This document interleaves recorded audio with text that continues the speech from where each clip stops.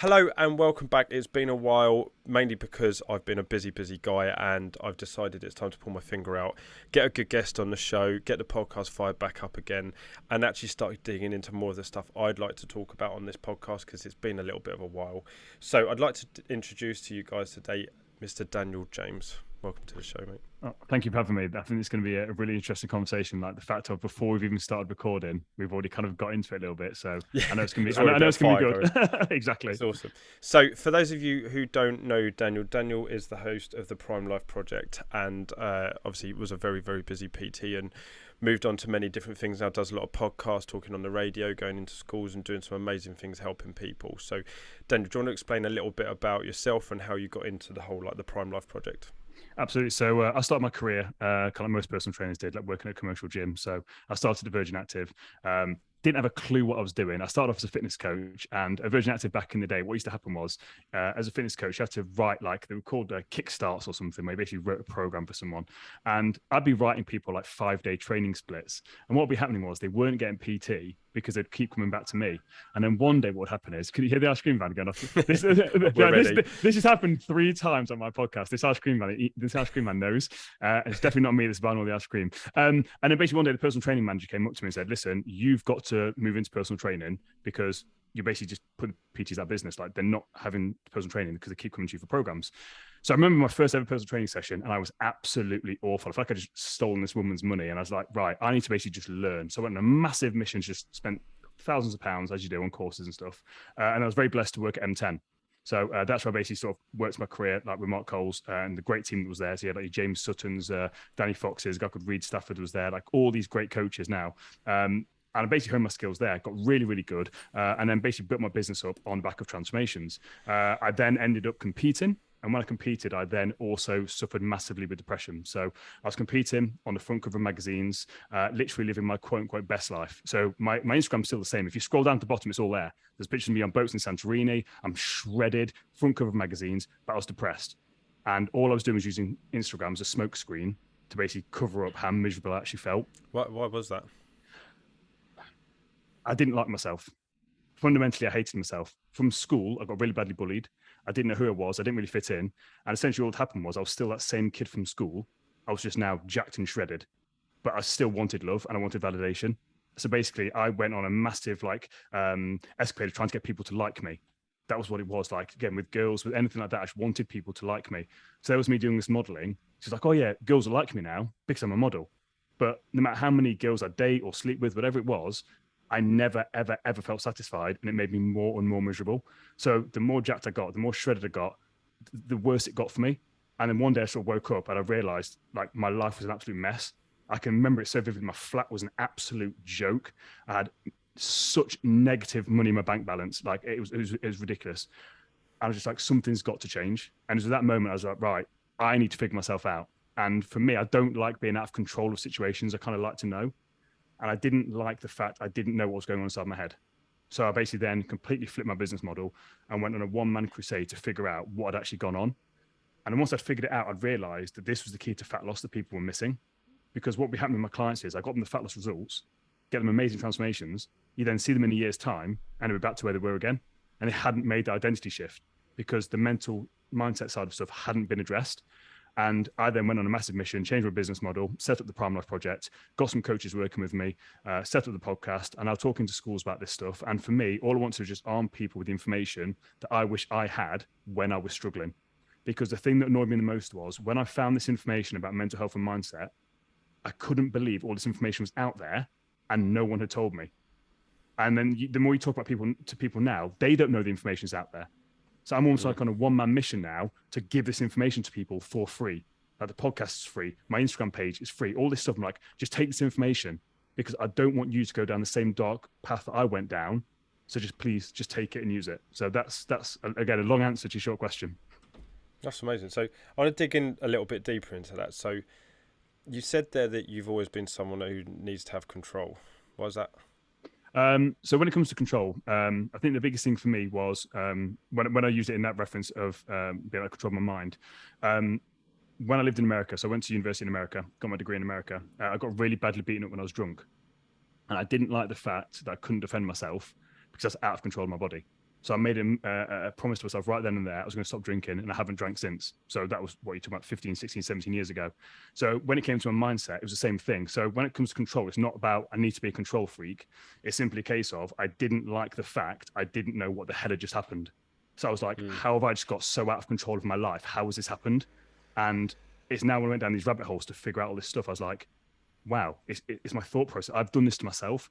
And that's one of the biggest things that I had to do was take absolute, complete, radical responsibility for my life, because no one had made me depressed. I'd made myself depressed by what I was thinking and focusing my attention on. And that was a really hard pill to swallow when you're looking around and your life's an absolute joke. You've got no money. You basically destroyed your business, which was super successful. You've got no friends. You're single. You've pushed all these amazing people away. And then you realize that you're the one that's done it. That's a very, very hard pill to swallow. What was the, going back to that moment where you, like you said, you got beaten up, and then like obviously you then relating back to those bits of like where you've lost the business and you thought things would all solve themselves. Would you ever go back and take any of those moments away? Absolutely not. So that's interesting. I got asked this on the radio the other day. And the host was talking about that, like, oh, would you change anything? And for me, I wouldn't. And this is going to sound a bit bizarre to some people, especially people that listen to this that are currently struggling. Because again, there's a lot of people that do suffer in silence. And that was me. I was completely suffering in silence. And I know what it's like every single day to wake up and have to put a mask on and pretend to be okay. I know how hard that is. So if you're listening to this and you're in that situation, you know exactly what it feels like. But for me, depression is the best thing that ever happened to me. Because without that, I would have carried on going down that path that so many do. And I'd have ended up, because again, I basically say that I wasted 20 years of my life, but I'd have wasted 45, 50, 60 years of my life if I hadn't become depressed. Luckily, I was one of the fortunate few that made it through the other side, because I know that some people really don't. But for me, I wouldn't change a single thing because it allowed me to actually figure myself out. So I did a post on this on Instagram today, like, you're not broken, you don't need fixing. I wasn't broken, I didn't need fixing. I needed to find myself, forgive myself, and love myself. Because I'd done so many things in my past that I felt guilty, shame, regret, remorse about, and I was just carrying them around in this rucksack. And is it any wonder why I became depressed when I had all these things just weighing me down day after day after day after day, and I didn't love myself. So I hadn't forgiven myself, I didn't love myself, and I literally didn't know who I was. So for me, no, I wouldn't change a single thing because it's made me the person I am today. And not only that, it's allowed me to help hundreds of other people, not just through my podcast, but also through my coaching as well. Because some of the feedback that I get, people I don't even know, they're like, I've listened to your podcast and I really needed to hear this today. That for me is worth more than anything, because I know that the journey that I've gone through has allowed me to then help other people, if that makes sense. Yeah. Bit of a curveball question here, because it's just come to my head. How would you get the Prime Life project across if you didn't have your voice? Oh, how would I get it across if I didn't have my voice? In a sense of like social media style stuff? Or... So I'm going to go why I've asked this question, because like we said earlier, like when I met you, you're the most placid, calm guy. And then I see you get riled up and it's like this passion flares out of you. Yeah. And I know it's through your words. Mm-hmm. And I can see how powerful that means to you, because it's very much how my business has grown. Mm-hmm. And so it's almost a little deeper question that I'm even trying to figure out how I would even do it in my own head. If I didn't have my voice, it would have to be how I make people feel, because they do the talking for me. And that's one of the biggest things for me is it's not about what I say. And I said this to you before, like now when we're talking, you can even see now, you can see how I've changed. When we're talking, I was calm. But I've told you, as soon as I start talking about this subject, I'm so passionate about it. And energy just flows through me. And this will be one of the situations where when I listen back to this podcast, I will not remember a single thing that I've just said to you. And I love it when this happens. It's like this flow state that I get into, because it's like, this is my passion. This is what I was put on this earth to do. And I genuinely believe that. So that's why I talk how I do, because it's like people listening to this need to hear what I've got to say. And it's not my information. Like, this information has come from other people that are a lot smarter than me. I'm just able to articulate it, and I'm quite blessed that I'm able to simplify it to a lot of people. And that's kind of my unique gift. But for me, it's not about me talking. That's not the unique selling point, because some people hate my voice. Some people won't relate to me because simply I'm a male. Okay, cool, that's fine. But it's how I make them feel. Like when I actually empower them and actually give them this information, that for me would do the talking if I lost my voice or something like that happened. It's because it's not about my words. It's about what I do and how I make people feel, because that would then grow the Prime Life project in and of itself, if that makes sense. Amazing, mate. That's cool. That was, can I say, that was a great curveball question. Like that caught me off guard, that did. I'm trying to think. I've literally been, obviously, I was just explaining before. So obviously, with my job, I'm traveling all over the country. I've been listening to a few more podcasts and just trying to better my thought process. And not that I've ever felt like I was specifically broken or anything like that, but it's for me. I'd love to be able to. I just love learning about how other people think and what processes they go through, and I've realised that as a photographer, I've got a 2 hour photo shoot with a client, and I notice more and more I spend an hour talking, Mm-hmm. and it's not because I love my own voice. Some people, I mean, my wife seems to think I do, but she doesn't seem to moan when I'm taking her on holiday. But the thing of it is that like I've often wondered how if I didn't have that voice, like how I would be able to put that across to people. Mm. Like, yes, okay, you could have videos with text on it, or you could have, like, I think I'd have to very much learn how to write better. Mm-hmm.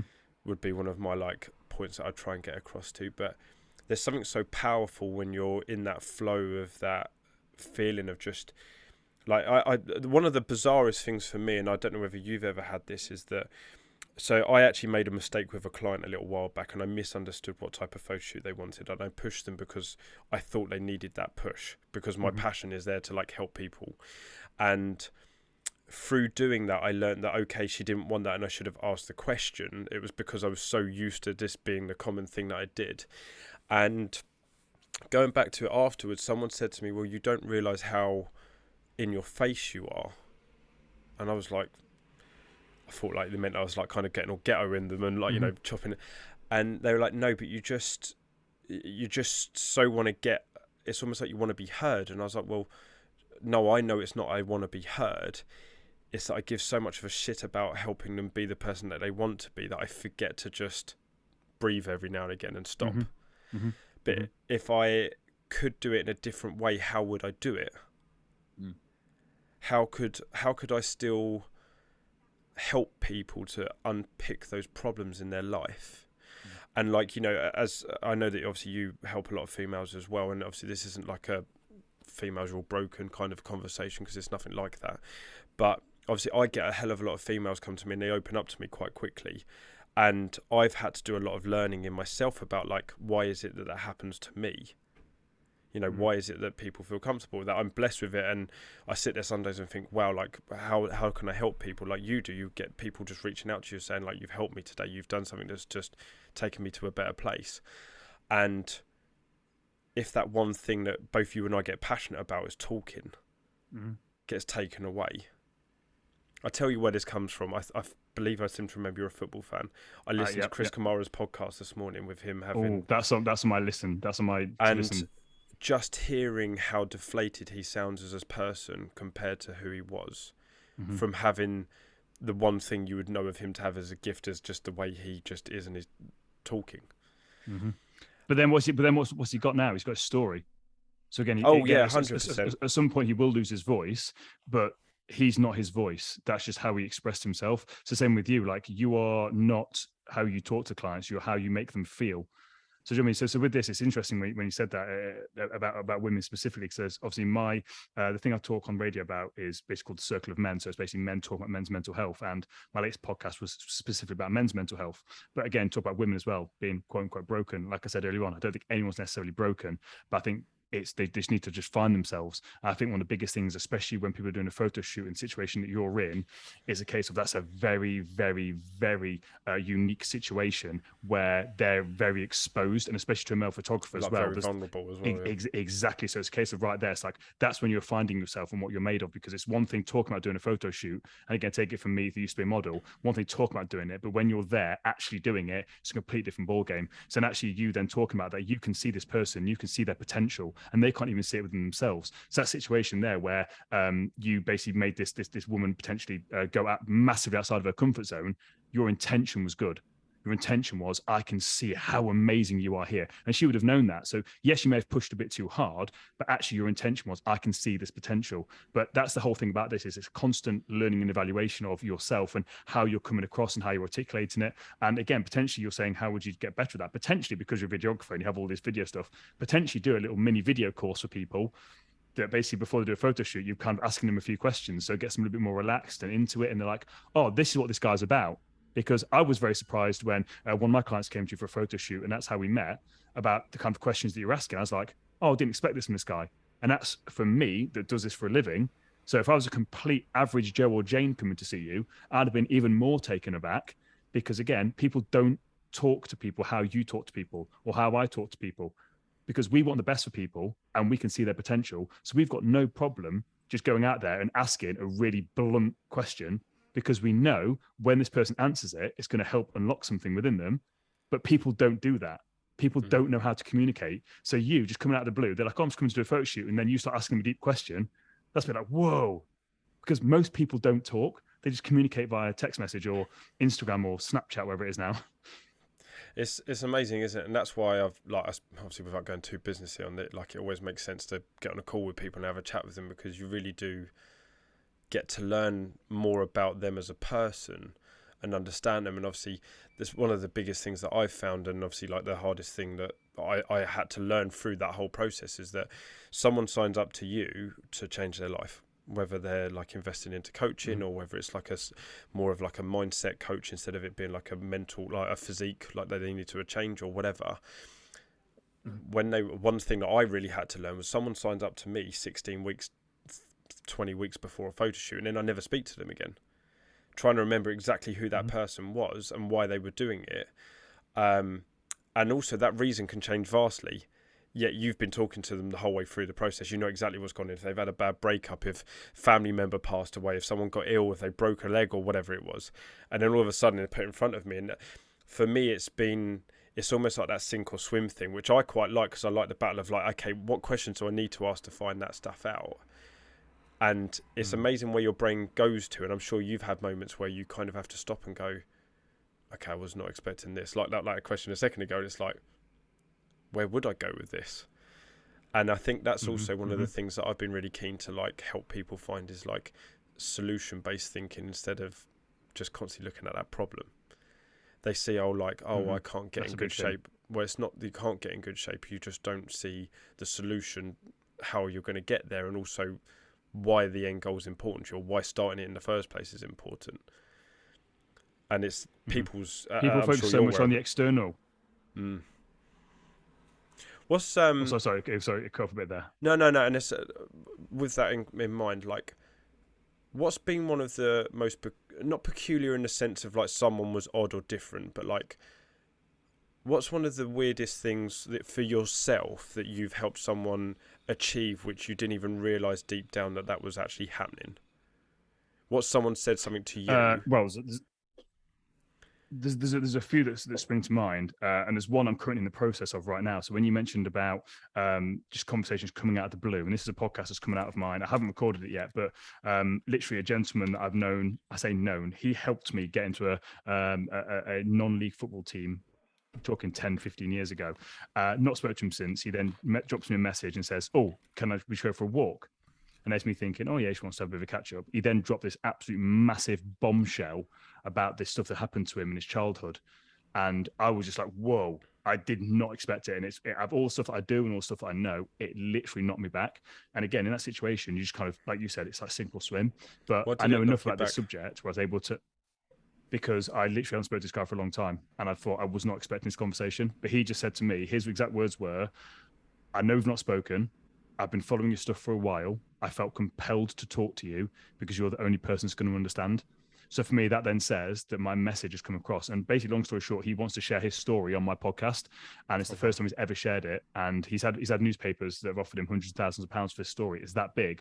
And the point in saying that is, I didn't realize the impact I had on this person. And as soon as they started to tell me this stuff, I've never dealt with this stuff before.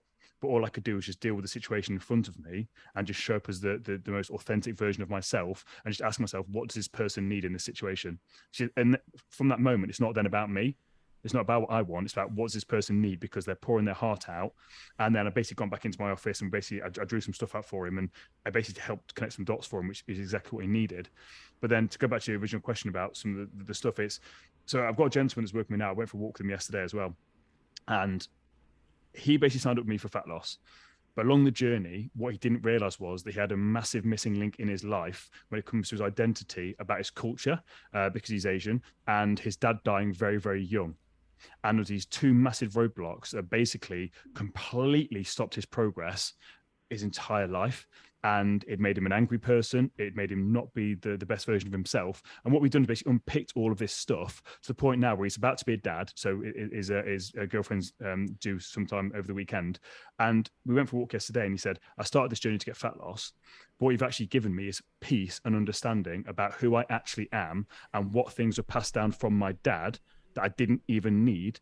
And it's actually now allowed me to let that go and actually be a good dad to my child when it comes. And for me, I just sat there and I thought, wow, like this is incredible. Like I had no idea that had this impact, but the guy's completely changed.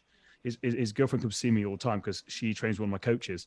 And she's like, you've literally given me my Sunil back. I'll say his name, you don't care. You give me, he literally said to me that he loves it when I big him up. So the problem is I big him up to my clients and he's just like, my girlfriend hates it when you big me up. But he's literally completely changed his life. And to see who he is now, that is such a knock-on effect, not just from the physical change that he's had, but actually the knock-on effect now it's going to have in his relationship with his girlfriend and now his newborn child. And that for me is something I never expected. And it's very, very humbling for me to know that this information I've passed on and the books I've given him, that the people I've connected him with have helped him unlock this, because fundamentally he knew this stuff. He just needed someone to unpick the roadblock that was stopping him. That's amazing. It's unbelievable how it's not necessarily that it's that simple for you or I to do it. We understand these things, but also it's amazing how you can make someone's mind feel almost simple, like, okay, life's in control here. I get this now. Now this feels like it's going to, like, obviously me having my own son. It's amazing how Mark Cole's actually helped me hugely. He got me to write my son a letter before he was born. And that for me, if thinking back to it, I've said this to a few people recently, that I'd actually, weirdly enough, I don't feel like I need to do it again because I just know deep down in me now what I want and how I feel. But at the time, just having that realization of just unpicking those few little things that I just needed to know and understand, it just made everything so much easier.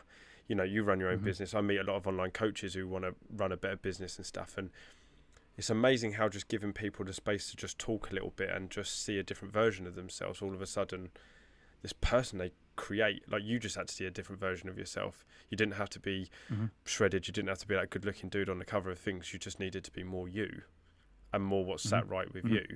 And since then, I'm guessing life's been easier. And actually the challenges have more 100%. been growth challenges instead of like, how the fuck do I fix myself? But that's the thing for me. It's like once you're living your true authentic self, which I am, and again I know that I'm not perfect. No one is perfect, but I own my flaws. I've owned my past mistakes, and again I've taken complete responsibility for all the stuff I've done in my past, which I think is a massive thing. Like the people I've hurt in my past and all that sort of stuff when it comes to relationships.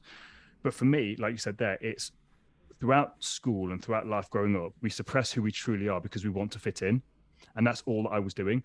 I basically suppressed this authentic version of me to fit in, because I wanted people to like me. And I think that's fundamentally what most people do. They basically try and fit in, so they dampen their own spark, which is why people don't quite feel fulfilled, because they're not allowing themselves to come out. And as you said, once you allow people to actually express themselves for who they are, life becomes so much easier because you're acting in congruence with who you are. If you're every single day, you're dressing up and pretending to be someone else, you're having to act a certain way. Again, act like an actor. You're acting in a certain way. You shouldn't have to act in a certain way. You should just be able to be and just wake up and be yourself. So for me, I don't try and be anything. So for me, when I'm talking here and I'm passionate like this, like I know there's a screen in front of us, but if we'd had this kind of conversation in person, I'd be the exact same way, because this is how I am. Like I can't be any other way. But my entire life, I was pretending to be somebody else that I wasn't, because I just wanted people to like me. And that's why in relationships I failed, because I was with the wrong kind of person, because I was with the kind of person that I thought someone else wanted me to be with. And it's just a recipe for disaster. So for me, it's just looking at it and being like, we're just a creature of habits and routines and patterns. And once you notice your patterns in life and realize where these patterns come from and why am I living my life like this, by the way, this is only if you're not getting the results that you want. Because in life, if you're living this life that you're happy with, then none of this applies. But most people aren't. And they can't figure out why they're not happy with the results they're having in their life. It's because they're not showing up as that true version of themselves. So the universal laws aren't actually helping them out in any way, shape, or form, because that's not how the universe works. No. Getting a bit deep topic there. Yeah, I couldn't say anything. I couldn't say any better than that, mate. I'm honest. So obviously we said we were going to touch on about overcoming the person obviously you were before. Mm-hmm. But before we dig a little bit deeper into that, I've got a couple of questions. What is the Prime Life Project? Give me it in a nutshell. The Prime Life Project is a movement of basically trying to help people become the best version of themselves. So through myself, my coaches, especially taking people for where they're stuck, either physically stuck, so fat loss, injuries, whatever it is, and basically take them to a place where they are basically the best version of themselves, whatever that looks like for them. But for me, myself, like we mentioned off air, I'm basically taking that to another level. So the Prime Life Project podcast is solely focused on mental health and basically helping people from that mental side of things. And that is where I mainly focus my business now. Yes, I do work with fat loss clients, but the main bulk of my clients is actually working on this identity shift we're going to talk about, basically getting people to live that true, authentic version of themselves. And again, that's my passion. That's what I love. And I genuinely believe that's what I've been put on this earth to do. So that in a nutshell is what the Prime Life Project is. So have you always found that since a kid, like, because I can sense your passion from a mile away, has it always been that you've been very, like, laser focused when it was, like, the modelling or the PT, and like, has that always been a thing since you were a kid? Like, when you were younger, did you have that, like, would you play sports as a kid, and was it like everything, all or nothing? Yeah, the bizarre thing for me was I've always had this drive and this fire inside me. The problem was I had nowhere to really direct it because I didn't know what it was, and I basically put my energy, attention, and effort into things, and it was very, very misguided. So again, play sport at a very high level, but the problem with myself is if you look at the pattern of my life, I got to a very high level and then I quit, or something went wrong. I self-sabotaged. So you look at football, went to America on a football scholarship, very, very good goalkeeper. I then come back to this country, got off for trials at a club, turned it down, self-sabotage, stop playing football. Personal training, go to M10, get these major transformations. I then self-sabotaged it. Yes, to my depression, but I self-sabotaged it. My modeling, same thing. I'm on the front cover of magazines. I'm still in Ann Summers on one of the boxes on one of the things there. Again, I self-sabotaged it. You look at my life, I destroyed everything because I had this fundamental belief that was, I am not worthy of happiness. I do not deserve success. That was something that basically it's like if you look at a car. So if you've got a car that can do 600 brake horsepower, but you put a cap on it and it only makes it do 100, that was me. Whenever I started to actually get success in my life, I destroyed it. And again, relationships. When I got really good girlfriends, I've had the most incredible girlfriends ever. They absolutely loved me. They supported me, but I destroyed the relationship because again, I didn't think I was worthy of being loved. I had all of these things time and time again. And my life was just a pattern of me ruining my own life. So for me with this, like, yes, I've been laser focused on things, but I hadn't been able to guide it properly onto something until I focused it on myself. And then when I started to put this attention, energy, and passion into myself and figuring out who I actually am, that's now when life has become effortless, because when I've worked on myself, it's then allowed me to naturally help other people as well. Does that make sense? Yeah, 100%. If you could take what you've got now and direct it in any one of those three paths that you went down, with the football, anything else, which one would you take what you've got now, using what the way you're feeling, so you didn't quit? Which one would you go back to and pursue? Again, I wouldn't necessarily pursue anything. For me, it would be relationships. If I could have all of my ex-girlfriends in a room and wholeheartedly apologize, like genuinely from my heart, that was all I want to do. Because again, I don't want to be a model. I don't want to be a football player. I don't want to be any of this stuff anymore. My life is awesome. I absolutely love my life. It's designed the way that I want it to be. And again, I'm got loads of things in the pipeline which are awesome. So I'm very happy and content now, and I wouldn't change a thing. But if I could go back and just do one thing, it'd be literally having all my ex-girlfriends in a room and just wholeheartedly apologizing and being like, listen, I really messed up here. Like, you were amazing. I messed up. I'm sorry. Just so you know, this has all happened for a reason. And I'm now actually helping other people because of all this stuff. So yes, I may have caused you hurt, but I've kind of tried to take that energy from all that hurt, and I've realized what I've done. And now I'm actually trying to help other people with that. So that's all I'd really do. I wouldn't go back and change anything because I don't, for years I lived in that mindset. And again, I think genuinely that's what caused me to be depressed, wishing I could change things, wishing I'd tried better at football, wishing I'd done more as a model, wishing I could go back and say sorry to, but it doesn't get you anywhere. So I've massively let go of that and just accepted it and just been like, right, I've got to use all that stuff that I've learned and basically just put it out there into the universe and help other people moving forward. That's awesome. You know what? I've never ever been. I played football as a kid, and it's always been my passion. And if you put me on a football pitch now, I'd still just get my head down. I wouldn't be able to switch off from it. and I'm a Crystal Palace fan born nearby. And I'm a Villa fan. well, we're both having the same, going to have the same troubles this year, right? And I think one of the things of it is I've always had this recurring dream in my head. My granddad used to sit in the disabled bit of Crystal Palace. It's now where they have the Sky Sports bit when they do their live commentary. And I've always had this reoccurring thing in my head that if I could ever go back and do one thing, which was to be in a place where I could score for Crystal Palace and see my granddad and my dad cheer, that would be like the only thing in football that I would have given a damn about, just having that one moment where I scored an important goal. But I think also, like, so give you a little bit of, obviously, because I know we know each other, but not each other's past. I played football as a young kid. I had oscus latus, so my ligaments grew, but my bones grew, but my ligaments didn't. And so I had to stop playing football. I rode mountain bikes for a bit, completely split my cruciate ligaments, which completely screwed me up. That was halfway through a diet, and then that was where I had to like really kind of find myself and pull myself out of all of this stuff. And I thought about it so many times, but I think that's now where I found that my passion really kicks in from. It's like I couldn't do that, and there'll always be a loss that I can't handle. Can't control. Sorry. But now I know that with what I want to do and how I want to help my kids and family for the future and what I'd like to achieve, my big thing is to use every ounce of energy I've got, whether it beats me or not, to just help more people, just to overcome things, achieve more. I had a very interesting conversation with a weight loss client of mine who was actually trying to, not client of mine, but like a person I shot with, who wanted to fall pregnant. And I genuinely don't know where it came from in myself. And I turned around to her and she said, I've been stressing and struggling and whatever else, knowing what my wife had gone through to eventually get my son Dylan. And I remember saying to her, are you being the mum that your child needs you to be? And I was on a train at the time, there's other people around, and even she looked at me like, wow, that went there, didn't it?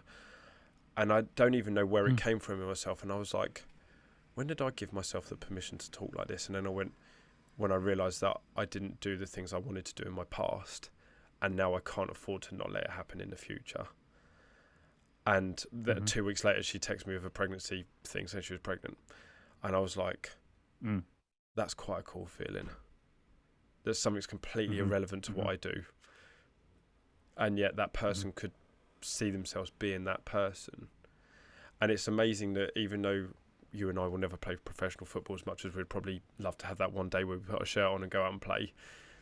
But you can use that passion and that want, and obviously like you've created the Prime Life Project. I'm in a similar place, and obviously I'm going to explain on this more in the future. And I think that's where it's come from, like finding that deeper purpose within yourself to realise that, okay, like I may not have done the right things in the past, but this is the way I can do it right in the future. And that passion and using it from a young age to then go, right, now I know I can use what's in here, and what I didn't understand back then, now I understand it, right, I just want to help others. I'm intrigued with yourself. I think when you mentioned something when it comes to you mentioned something about purpose as well. I think a lot of people now, the buzzword is people got to try and find their purpose. And I think for me, I never wanted to go down this path. It kind of just happened. And I think like once you actually, again, we spoke about this before, of like lining up with your true authentic self, that is when your purpose comes to you. I don't think it's something that you can go searching for. I think it genuinely will naturally happen and unfold. So I just wanted to touch on that. I think that's so many people try and force this thing about purpose. And in my head, I'm like, you can't force your purpose. It's like, it's an inherent thing of the universe, but you definitely won't find your purpose if you're pretending to be somebody else that you're not, because your purpose is you. It's you at your core and your soul and what you're put on this earth to do. So if you're pretending to be somebody else, that the universe has no idea what you want because you're pretending to be someone that you're not.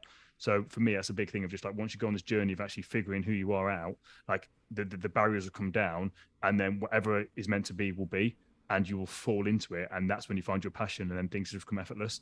So I didn't mean to interrupt you there, but that's a key thing, that buzzword of passion, of purpose. I'm also like intrigued with this. And so then your purpose has now become, and it's very much similar to me, that my purpose has come from me doing something that I enjoyed doing. Do you believe that's why you self-sabotaged it, because you realised it deep down it wasn't quite what you needed? Potentially. I believe that, again, looking back at it, everything happened exactly as it was supposed to. Again, I don't think my mentality, and again, when it comes to my mental health, because again, on this podcast, I never preach because I'm not perfect. I still have bad days. I just know myself. I know my triggers. I know how to pull myself out of a dark hole pretty quickly. But I look back from childhood, from school, and when I was playing football, I'm so glad I didn't make it as a footballer because I was a goalkeeper, because I mentally would have absolutely crumbled. I did not have it mentally to be a professional goalkeeper. Absolutely, hands down, categorically. I basically struggled with, looking back now, I struggled playing at the level I did, which was semi-pro, very, very, very high level semi-pro towards the end. I would never have been able to handle it. So yes, I think it happened for a reason. I self-sabotaged myself for a reason.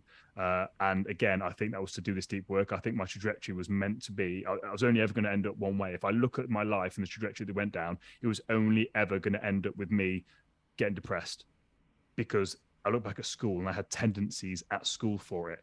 There's all of these things. The patterns were there, the signs were there, which is why I'm so passionate about talking in schools, because no one told me anything about this stuff. And if someone just told me that thing just popped into your head, that's a negative thought. You don't actually have to entertain that. You can actually choose to ignore it, or you can choose to do whatever with it. But no one taught me that stuff. So when I go into schools and I teach kids to actually take control of their thoughts and how they can actually do this and how they can take themselves to their happy place, all of this stuff, you should see the look on their faces, because some of these kids really need it. And I've done it in Audi. I went to Audi headquarters in West London with some of the top executives. They literally had a queue of people waiting to talk to me afterwards.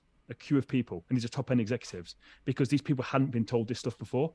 And this is the bizarre thing, the same workshop I do to year 10 and year 11s is the same workshop that I deliver to Audi. Audi, the car company. I always get confused, like Audi and Aldi. Audi, the car company. The same workshop. It's the same workshop. So I'm not making it like simplified for the kids. It's the same workshop, because you need to understand it on a simple level, and it is that simple and it is that basic. So again, long answer to your short question. Yes, I was always going to self-sabotage. Yes, I was always, I believe, going to end up depressed, because just the patterns of my thinking were so negative.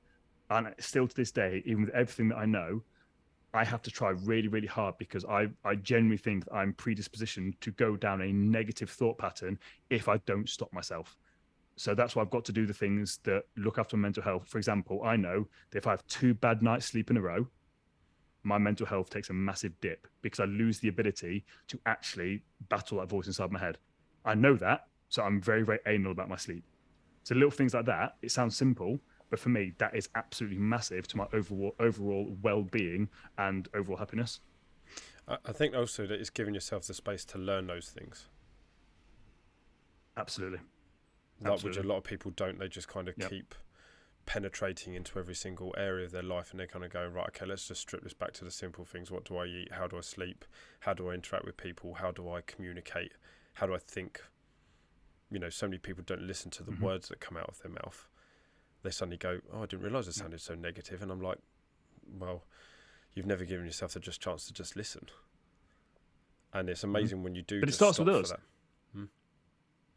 100%. So it starts with us. We didn't realise it. Yeah, and I think that's the thing, isn't it? Like, I had to stop and listen. There was a point in my life where I was like, you know what, like, I'm not getting anywhere with any of this stuff.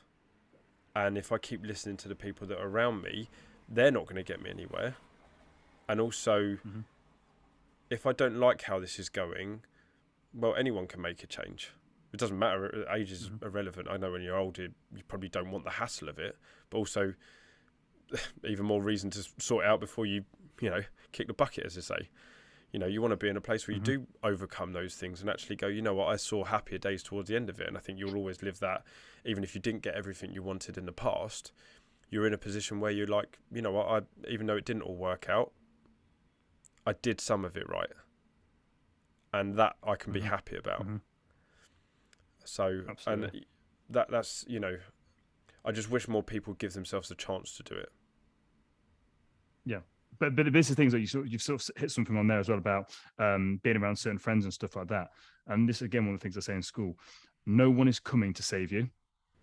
No one is coming to save you. Only you can save yourself. It is no one's responsibility to sort your life out but yours. And people get quite scared when they hear that. But it's like, no, that should Like that should really empower you to realize that you don't need anybody else or anything else. All you need is yourself. That should be really reassuring, because for me, my entire life, I was waiting for someone to hand me this amazing life. I was waiting for someone to come and quote unquote fix me. And it's like, no one is coming. No one is coming to give you that life that you want. No one is coming to help you. You have to do it yourself. And again, that should really, really empower people. That should really make people sit up and be like, well, I can do this myself. Yeah, you can. But again, it starts, listen to the words you're saying. If you're constantly talking negative of yourself and other people, there's a great book called The Four Agreements, where it again talks about that and basically the power of your words. If you look at something like NLP, for example, which Tony Robbins swears by, that's basically his whole thing. It's all about the power of words. Because again, what are words? Words are expressions of your thoughts. Your thoughts are energy. And the first way your thoughts express themselves is through the words that you use. So if you actually pay attention to what people are saying, they will tell you what they're thinking on the subconscious level. And that's all it is. We are just a collection of our subconscious habits, and we don't actually realize it. So again, it's understanding that you have the power to actually unpick all this sort of stuff. But like I say on the radio all the time and on my podcast, it's not easy. It's not easy. You have to do the work. But there's some amazing people out there, like myself, like you, and there's countless others that are giving information away for free to actually help you. So it's not a case of you need to pay hundreds of pounds. Obviously, if you get a coach or mentor, it makes it easier. But you don't have to do that. All it takes is a bit of effort and want on your part to actually want to unpick this stuff. And it is hard, but it's so rewarding when you actually understand, realize, and figure out all of these things that have actually held you back within your life, and that you can take responsibility for the things in your past and also construct this future that you want. It's so powerful, and people aren't told it. Mate, and I think that's why when you realise you've got it, that's why you now then just get like me and you get passionate about it. It's because like you just want people to live in that moment, don't you? I'm going to think forward now. Yep. What life goal that you've got for yourself scares you the most of achieving? That I'm going to be a household name. That's something that scares me. It doesn't scare me because I've got my own mentor that I'm working through this stuff. But I've got big goals. I've got big dreams. I've got big visions. And the Prime Love Project will be a household name. And again, to say that out loud is quite a scary thing. I've also got a financial goal as well. But again, I journal about it every single day, literally every single day, morning and evening, I journal about it. So these things don't necessarily scare me anymore, because for me, this is also part of this whole journey, is that once you understand the universal laws, you understand how this stuff works. And again, I'm only at the very start of this journey. Like I'm at the very start of this journey. So when I'm saying this stuff, I don't necessarily have the results in my life to necessarily back up what I'm saying. But the people that I'm circulating myself around, they have gone through this journey. But it's understanding that you have to set those big goals for yourself that scare you. Like you have to use all the power that's within you to actually go after those big goals. Because that amazing quote, I love quotes, because you see people post out quotes all the time and they don't actually understand what they mean. So there's that amazing quote that basically says, shoot for the stars and land on the moon, or something like that, or aim for the moon and land on the stars, one of the two, whatever it is. But all that's saying there is set your goals so unrealistically high that actually you end up at a place that you never would have dreamt of in the first place. So for example, if your goal is to make £1 million, that may sound ludicrous to you, especially if you've only ever earned £40,000 a year and you're going after £1 million. Okay, aim for £1 million, because even if you get £200,000, 200,000 is better than 40,000 that you're currently at. So my thing is, like, when you actually go and stretch yourself, that is where the magic happens. Because if you set a goal that's kind of comfortable, you're going to procrastinate. You're not going to get emotionally driven behind it. You're going to take half-hearted action and you're not really going to get it. Whereas if you set these big, massive goals, you find out about yourself. And I truly believe that life is all about growth. So you have to set these big goals to actually stretch you and grow you as a person, rather than playing small. It's that amazing quote by Nelson Mandela that wasn't his quote, but he used it, saying that our deepest fear is not that we're inadequate. Our deepest fear is that we are powerful beyond recognition. And it is our light and not our darkness that most scares us. And that's basically it to a T. Like, it's our light that most scares us. You need to go after those big goals, big dreams. And again, just believe that you can do it, because whether you believe you can or you believe you can't, you're always right. Mic drop, or just leave that one there? Mic drop. Your camera's frozen, so I can't. I heard you drinking some water then, but your camera's frozen, so I didn't actually know what you were doing. It's, no, you're right. It's it's just, it's really interesting. I thought about this podcast and I thought, like, I haven't done one for a while. I want to get back into it again. And then I was searching around, and when you messaged me, I was like, you know what, actually, this fits quite well, because I've always wanted to dig into more of this stuff, and a lot of the people I talk about, we kind of skirt around the edges of stuff. So let's dig into the topic of overcoming the person that you used to be. Okay. Yeah. What are, in your beliefs, the kind of 3 to 5 essential pillars that people need to kind of take note of first when they're looking to move past that person that they limit themselves into thinking they are? So the first thing for me is actually accepting. And so, for example, you mentioned about writing letters. So if I've got a client of mine that's got a lot of weight to lose, let's say, I actually get them to make peace with that version of them, because that old version of you was there and you created it to protect you. So yes, you're trying to move to this new version of you. Awesome. So again, if that's a fit, healthy, lean version of you, awesome. But this version of you right now, if it is overweight, if it is unhealthy, whatever it is, that was designed for a reason. You constructed that for a reason, because you're potentially using food. Again, we were using fat loss as an example here. So potentially using food as a comfort. So let's say, for example, growing up, you're in a household where your parents are arguing all the time and you turn to food for comfort. Like, food was your friend, and food has helped you survive some really tough parts of your life. And by you hating that version of you, that's not going to help. Like, that version of you has actually helped you through certain times. You've created that version of you to help you survive certain parts, but now you've outgrown it and you need to let it go. So you almost need to write a breakup letter to that person, to that version of you, and say, thank you very much for helping me through all this time, blah, blah, blah, blah, blah. Like, I really appreciate it, but I don't need you anymore. I'm okay now as the adult version of me. I'm not this scared child anymore. I'm understanding my triggers. I'm understanding all these things. I'm actually now going to move over to this better version of myself, but thank you. So you're coming from a place of love, because most people hate themselves. If they're massively overweight, fundamentally, they hate themselves. That's what it is. And again, we can talk about it. It's like most people that aren't overweight still hate themselves. So this isn't a specific thing about people that are overweight, but this is obviously our job as personal trainers. So that's where we're going to go down the route of. But most people, like I said, when I was on the front cover of magazines, I still hated myself. So this isn't indicative to people that are overweight. But fundamentally, let's just go there. You're overweight. You need to make peace with that version of you.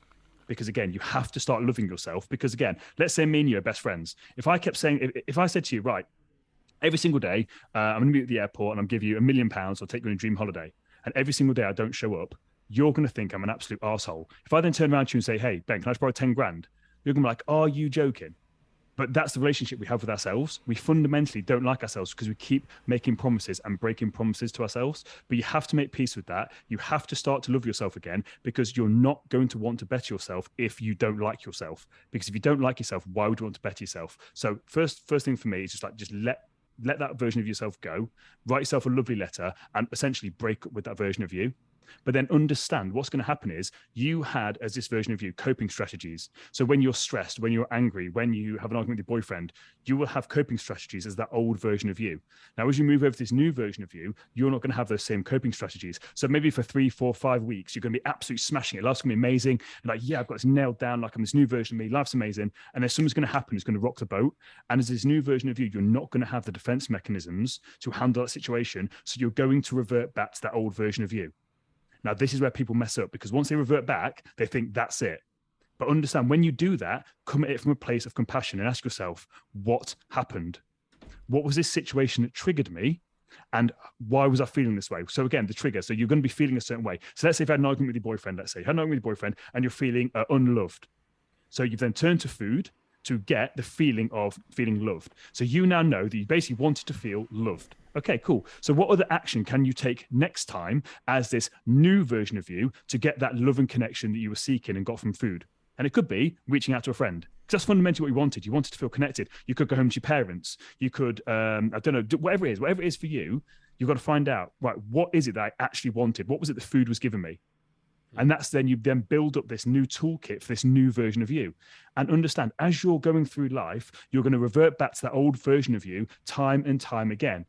Because if you are 30 years old, for 30 years of your life, you've lived as this old version of you. What makes you think that you can undo that in a matter of weeks, even months, even a year? It's absolutely ludicrous. But then we beat ourselves up when we fall back into old patterns. But this is the thing. Pain plus reflection equals progress. So you have the pain of messing up. You have that pain of going back to that old version of you. Okay, cool. People tend to stay there. So they mess up. They get stuck in that pain part. That then turns into guilt. and shame. And that then acts as another trigger, which then causes them to eat more food and go even further back into the old identity. Once you identify, right, I've messed up here, this sucks. Okay, you then have to reflect. Reflect, why did this happen? Because that reflection with the pain will then make progress. And that's the stage that people miss. They don't allow themselves to reflect. They don't ask themselves the harsh questions. Why have I done this? Why have I let myself go back to this old version of me? Find out the answer, because then that allows you to then move forward as this new version of you with new ammunition in your toolkit. And understand this new version of you, there's no such thing as perfection. You're constantly going to be changing as life evolves around you, because new things and new challenges are going to happen. So maybe you do break up with your boyfriend. Okay, that's a new challenge you've got to deal with. Maybe you do get a job promotion. That's a new challenge. So understand life is constantly going to be changing, and you as a person are going to constantly be changing as well. That is how life works. You don't complete life. The analogy that I use is like Mario. On the old, remember the old Game Boy with Mario? So you complete the first level, and I thought, this is amazing. You then go up the flagpole, we go up to the second level, and you've got the skills from the first level, then the second level gets harder. So again, cool, you do that, you complete that, you go to the third level. So you've now got even more skills, but the levels are getting harder. That is how life works. You just develop more skills. Life doesn't get easier. You just get better equipped at dealing with it. But just understand the first big part of that is just come at yourself from a bit of compassion, a bit of love, a bit of grace, and understand you've lived this way for 30 years. It's going to take time to undo it, which is why it's really important, I believe, to work with a coach or a mentor that can help guide you through that process. Does that answer your question? I kind of just went off on a massive tangent. I think that's two bits of it. What's the third bit? Keep learning. So again, so for me, again, I don't really have this sort of staged out. The way that works with clients and stuff is I don't ever really have a script that I go by. I kind of just deal with it then and there. So for me, it'd be the identity is basically break up with yourself, number one. Number two is the pain plus reflection equals progress. Number three would be understand that life's a constant journey. Then also number four would be you have to start understanding your habits and your behaviors and understand that we are 96 to 98% subconsciously controlled. So understanding that our conscious brain, so we constantly think things. That's only about 2 to 4% of the results that we actually get. The other part of the resource all comes from the subconscious. So this is where you've got to do that deep work, which people talk about, the deep work. Well, what is the deep work? The deep work is just figuring out all of these beliefs that have been put there to you as a child, because as a child we don't have an ability to consciously think. So when we're born, we have our parents' belief systems that put onto us. We've got school teachers, we've got boyfriends, all this sort of stuff, and we don't have the ability to really critically think. So basically we have this they're called paradigms. Essentially this paradigms is this view of the world that's basically other people's view of the world that we're now holding as fact. It's just basically a collection of beliefs, and beliefs are something that have no factual proof. So you're walking around with all of these beliefs about yourself, your capabilities, what you can do, what you can't do, blah, blah, blah, blah, blah. And you have to unpick them, because a lot of these beliefs, these self-limiting beliefs, that's what these are, self-limiting. These beliefs are things that people have said to you at a certain time. And then what you've done is you've then ruminated on that thought. You've kept thinking about that thought. You've then suppressed it into your subconscious, and then you've taken it on, and you've then started to live your life like this. So as you're moving to this new version of you, this new identity, this new shift, you have to unpick some of these beliefs that you've got. Otherwise, you're going to keep self-sabotaging like I did. Because if you've got this goal, this fat loss one, let's go back to fat loss again. The old identity is, old version is, I'm fat, I'm no good, blah, blah, blah. Okay, cool. You then try to get this new identity of, I'm healthy, I'm fit, I'm active. Awesome. But if you've got this underlying belief that you are never going to be fit and healthy because no one in your family's ever been fit and healthy and never been under 200 kilograms, whatever it is, then that belief is going to constantly hold you back, because as soon as you start to see the weight dropping down on the scales, you're going to hit the panic button, because this goes against everything that you believe. But if you unpick that before you start, if you start to look at some of these beliefs before you start and start to unpick them, that is when the change will happen, and it becomes permanent. Because the way that you remove these habits, these things that sat there, these beliefs, these are the things that stop permanent change. God, I told you, mate, I go off on one. Don't you get me started on this. I just go to a different place. You just need to learn how to breathe every now and again. I need like just one of them like ventilator things. Mate, it's brilliant. It's and also I hope that anyone listening has actually been able to take this in and actually just kind of depict some of the things that maybe they're thinking or going through, and actually go, you know what, like maybe if I did actually take some of these things on board and take some time to just be present with those moments and just go, okay, what is it that I need to understand about this?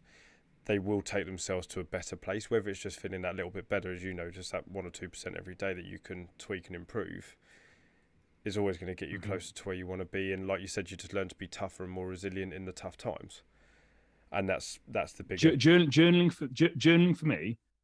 for me is what I recommend all my clients do, and I recommend every person that's struggling with this identity shift does, because it's completely free and it doesn't have to be hard. All you've got to do is every single morning or every single evening, just write down today I'm feeling, or in the evening today I have done, and just allow yourself to free write for 10 to 15 minutes. Because by free writing, the only rule is you can't let the pen stop moving. And what's going to happen is you're going to turn off your conscious brain. You're going to turn off your thinking brain because you can't think that quickly. So right now I'm talking to you, Ben. I am not consciously thinking about what I'm saying. This is my subconscious just going absolutely nuts at you because I can't think this quick. So you're just getting my subconscious talking to you, which is why I just go off on these passion things. I can't remember what the hell I spoke about. But what you do is by writing these things out, your subconscious is going to be talking to you. So we spoke about the power of words. You will then actually start to figure yourself out and you'll start to notice patterns. Once you notice the patterns, you gain the awareness, you can then do something about it. It's completely free, but it is so, so powerful. It's something I swear by and I get all my clients to do as well. It's something that I've never personally, I've tried little bits of it, mainly from a business aspect of just, okay, what did I get done today? What didn't I get done? Why am I regularly not doing this or anything like that? Because I think other than showing up for my son and my wife, I'm quite at peace with everything. Like I try and do the best for my family and everything like that. So I can see the power of it. And I suppose, I don't know whether I've just never felt like I was in a place where I needed to do it every day, but I can also remember back when I was doing it and thinking, I can see where this is helping me. Probably my biggest issue is that I didn't make it a habit that stuck. I'd do it for little bits of time. So then for me, that's an interesting thing there. So then that right then is a belief potentially that needs unpicking, because this was me as well. Until I've got this mentor that I paid a lot of money for, and they make me do it every day. I was the same as you, where I would basically do it a little bit. It'd be amazing. I'd get amazing results, and then I'd stop doing it because I didn't think I needed it. But what I've come to realize is that was one of my paradigms. That was one of these belief things that was stopping me doing something that was going to benefit me. Because if that's going to make your business or your mindset or your marriage, or I'm not sure if you're married or it's your girlfriend, whatever it is, like if that's going to make you a better father, a better partner, a better businessman, why would you stop doing it? And that was the thing I realized. Like, I was like, wow, why have I stopped doing that? And that's because, again, this little paradigm, this little voice was being like, oh, you don't need that, you're good. But I was like, it was literally helping me change my life. And I saw the benefits of it. So why was I stopping doing it? So that for me then is when you said that again, just about the power of words. When I was listening to you say that, then I was like, oh, that's interesting. I'm just thinking about it now. I think one of the issues I had is I actually put the book in the wrong drawer, so completely forgot about looking into it or leaving it on the side of my bed. So I actually did it, and then suddenly realised for like a week and a half I hadn't done it, and I was like, you idiot, I was doing so well with this, and I'd been so, and I think because I left it by the side of my bed, I was like, okay, what did I do well today? What did I achieve? And I think one of the things that I've come to learn massively, because I've always felt relatively at peace with who I was. I can't say, other than the weight loss thing that I needed to know about, I would always say, not that I think I'm brilliant, but I've always been quite happy with that person. But I knew that my potential was bigger. And I think that's the thing that's more annoyed me, is the fact that I know I could be doing more. And one of the things that I've always known, I've always said that I would run a company where I learnt a lot about running a smaller business to then go, okay, now I know what it is I want to do at scale. And so that's why in the recent year or two, I've had some massive growth in everything, because I'm realising, okay, I need to push this to the limit to then learn, which has then led me on to now what I'm going to be moving into. And admittedly here, having children, I've had the success that I was after in my business. It taught me a lot. It's still teaching me a lot. But I'm also quite aware, because I listen to I used to work on the PGA Golf Tour, so I used to travel around Europe for weeks on end. And talking to the people that I worked with, they were all in their mid-50s. Kids are off at school now or grown up, like they weren't living at home, and all of them said the first 4-5 years of their life they wish they'd spent more time with their children. And so the first 2 years of my son's life, I've tried to do more with him. We've tried to go on more holidays. I've taken more time out, but because my business blew up and then we're trying to move house and then my wife's pregnant again, there's been a lot of like curveballs thrown at me. And I realised it wasn't a time to potentially look at external things. It was more time to, focus in on the important things that are going to pivot me in the way I need to.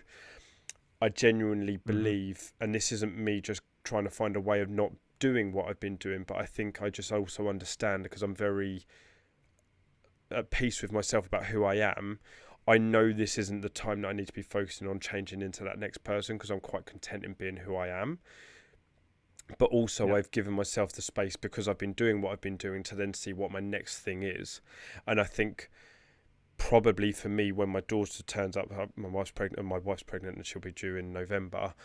Once we've moved into the house, I can get this bed out of this damn office and I can actually be in the place where I want to be. I think that's the time where I'm really going to start digging into more of what this person looks like again, because like your clients, I'm not in the place where I'm like, let's say in the fat loss phase like they're in, when they're going, right, I need that help now. I'm in that place where I'm in a good place. I haven't let go of anything and I've learned a lot and I'm more in control than I ever have been. But I realise that the movement forward is then going to be the bit where I lose some of that control, where I'm finding out what that person becomes and who that person becomes. Yeah, and I think that's the bit where I'm at now, where I'm very fortunate to be in this place, because a lot of people potentially would never even get to this point, but at the same time, I'm nowhere near perfect and I'm nowhere near in the place where I know I can be. So there's still that person inside of me, much like yourself. You're capable of doing so much more. I've never believed it's not that I can't do it. My thing's always been, okay, what does that life look like? What do I need to know in order to understand to be that person? So instead of a lot of people have to you search out the people further ahead of you. I'm trying to learn, like you're probably doing with your mentor. Some of it's like you probably find that half the time you're unpicking the things that you've had in the past and the habits that you aren't sticking with or applying to get yourself to that point. But also you're probably investing into saying, what the hell does life look like at that point? Who do I need to be like? What do I need to be?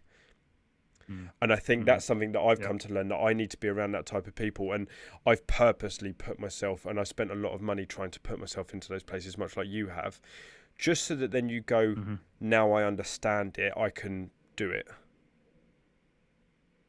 It's not like you have to understand it. And also, again, I apologize. I feel like I keep interrupting, but it's because there's a slight delay in the audio. Yeah. So I feel like you're hopping through talking. I'm trying to jump in, so I do apologize. I never mean to be interrupting. But you're completely right there. It's like, for me, there's also like online mentors as well. So obviously we're in a very blessed position where we can afford these luxuries of surrounding ourselves with amazing people. But for those people that are listening that don't have that, there's what I call online mentors, where basically like people will give you the information for free.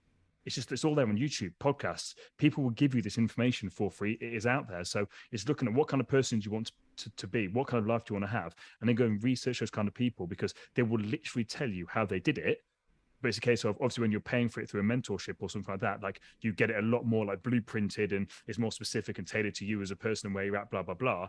But the information is out there. You can go and find it. It's just there's a lot more emphasis on you to actually then decipher it and then do the work yourself. But it is out there. So you don't have to be in a financial position. When I started this, like I literally had no money. So that's all I was doing. I was listening to podcasts, and that's where I'd listen to a podcast and then a book name would come out. So I'd go buy the book. I'd then read the book. And then in that book, it'd mention another book. Awesome. And then I'd then look at the author, and then I'd go on their podcast, and you go down a rabbit hole. And before you know it, like the path is naturally like drawn out for you. So for people listening to this, like you don't have to go and spend money on a mentor. You don't have to do all this sort of stuff. Obviously, I advise you do get a coach and a mentor if you can do it, because it makes life so much easier. But if you can't financially afford it, or again, if you've got kids or stuff like that, I fully get that. And again, the cost of living, blah, blah, blah, I fully get that. But don't use that as an excuse, because there is stuff out there for free and the information is out there. You've just got to put a little bit more work, energy and effort in yourself at the front end to actually get the rewards. And that's the easy thing that people have actually got, as much as it's okay, like when you can pay for it, you expect a result. But also at the same time, when there's stuff out there and you can just use it in your own time and depict these things and then go, okay, what did that mean? How can I understand that better? Why have they said it that way? Oh, okay, that makes sense. And then you see character traits and pattern recognition. Okay, this person did this, and I think the one thing, have you found this by listening to a lot of podcasts, that you suddenly go, you know what, no one has this right. Everyone's got a bizarre way of getting to the same place, where everyone's like, you just want to live the most content life that you can whilst achieving as many goals as you can. That's literally it. Like, you look at everybody, even the people at the top that are multimillionaires, they will tell you that they still don't have it figured out, but they're just further along the journey than people like me and you. But they're looking for people that are the billionaires to help guide them. And it's only when you get to like your Jeff Bezos level where they've kind of like, they've got no one to look up to, but everyone is basically winging it. They're doing the best with the information that they've got at that moment in time. And that also goes back to the identity thing as well. It's basically just saying to yourself, like, you did the best with the information that you had. That's a key thing that I basically took. Like, I wasn't, when I was growing up and the stuff I was doing, it's like, I wasn't living this authentic version, but I was doing the best with the information that I had available to me at that time.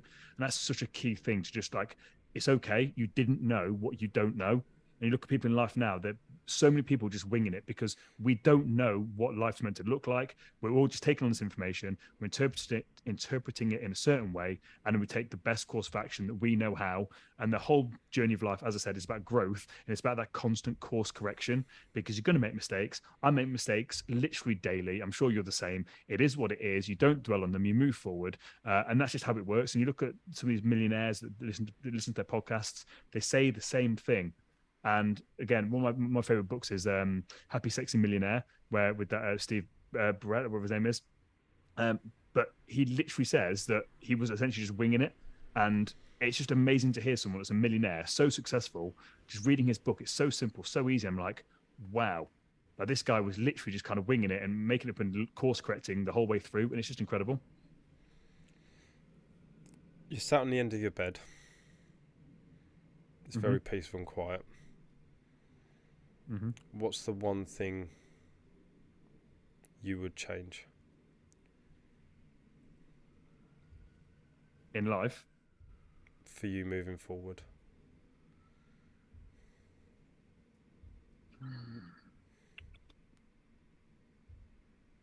Moving forward, I would say the one thing that I would change is being kinder to myself, because that is still a constant daily struggle. I've got so much better at it, but for me, there is still that tendency to not be kind to myself and also appreciate how far I've come. Is something that I'm very aware of. And like I said at the start of this podcast, I'm not perfect. I'm working my way through it. But that's one of the biggest things I would change, that I am changing moving forward. So again, I wouldn't change. I am changing it. I'm in the process of changing it right now, because I realized that I basically need to really, really take my friendship with myself to a next level, because I love myself in a non-big-headed way. Like, I love me. I'm a nice person. I'm very, what's the word?